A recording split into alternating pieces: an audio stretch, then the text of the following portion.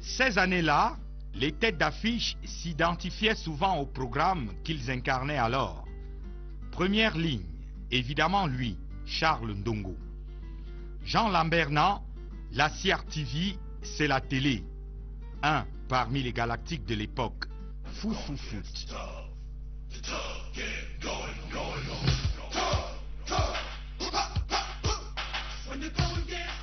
Nous, on a choisi un métier parce qu'on se disait c'est un métier neuf. La télé était en création, c'est tombé sur nous à l'insu de notre propre gré d'aller ouvrir les portes de la télévision et nous y sommes allés comme le cordonnier irait à sa cordonnerie réparer les chaussures. On ne pensait pas que nous embrassions un secteur qui allait nous déborder. Lui, Jean Materne, la solidarité agissante. C'était un journaliste ordinaire. Pour être plus précis, un journaliste de trottoir, parce que j'ai sillonné beaucoup de trottoirs, les trottoirs de la misère. Bon, journaliste ordinaire qui a quand même fait des choses extraordinaires. Partout où je passe, on me pose encore la question sur l'émission sur les cimetières. Ou alors, la femme au pied fait tout. La star n'est rien sans la chaîne derrière.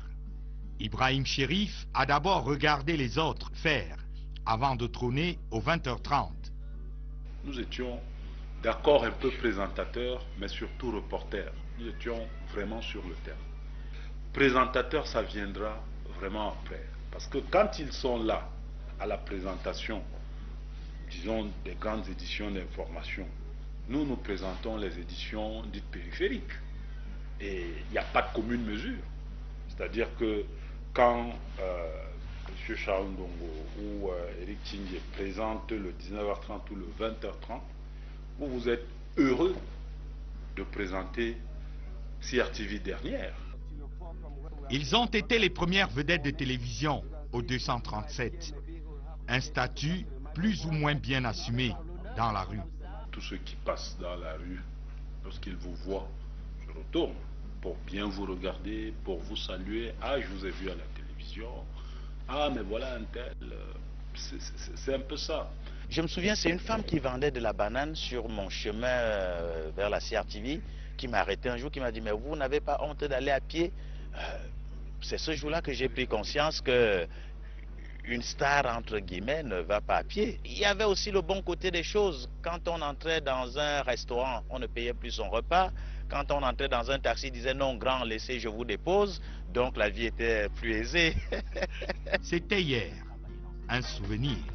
Un de plus à verser dans le lot d'époque. Ils sont devenus chics et beaux à force, quoique un peu dégarnis du caillou. Comme on se souvient de Jean-Pierre Ifouba Onana, les cheveux faits homme. Pour tous les reportages sur la catastrophe du lac Nyos, on verse également une larme sur la camaraderie d'alors. La scène compète. Chacun était dans son couloir. Quand il y avait un problème de sport, c'était Jean Lambernan. On savait que quand il y avait, par exemple, une émission politique au palais ou au journal, c'était Charles Ndongo et Eric Tchingé, Denise Epoté. Bon, on savait aussi que dans le social, bon, j'étais là. Moi aussi, donc non, il n'y avait pas de problème. On échangeait, bon, se donnait mutuellement des conseils. Hein. Il n'y avait pas de colibé à l'époque, hein, parce que je crois que chacun, dans son secteur, tirait son épingle du jeu et les gens se disaient, dans son secteur, il est bon, tel autre dans le secteur qui est le sien, il est le meilleur. Dans la constellation dont je me souviens ici, les femmes faisaient telle tâche? Non, la télévision reflétait simplement l'environnement journalistique camerounais. D'une manière générale, de façon globale à l'observation, les journalistes au Cameroun étaient essentiellement des hommes. Moi, je suis issu d'une promotion 84-87. Nous étions 27. Il y avait 2 dames, une centrafricaine, une camerounaise. C'était pas macho en tant que tel, pas délibéré. Mais quand les femmes ont commencé à embrasser la profession, on a vu les changements. Reprenons donc le casting, le jeu dès le début. Le classement des galactiques va un tout petit peu être modifié avec la rentrée de Barbara et toi, surdouée de sa génération, au dire de tous.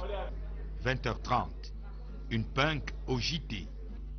Anne-Marthe Voto ensuite, la grande royale. Tata Coco Rosie ou encore l'égérie de chercher le mot Sylvie Ndiamba. Bon Dieu, la télé de ces années-là, pas qu'une affaire de mecs, ni de journalistes.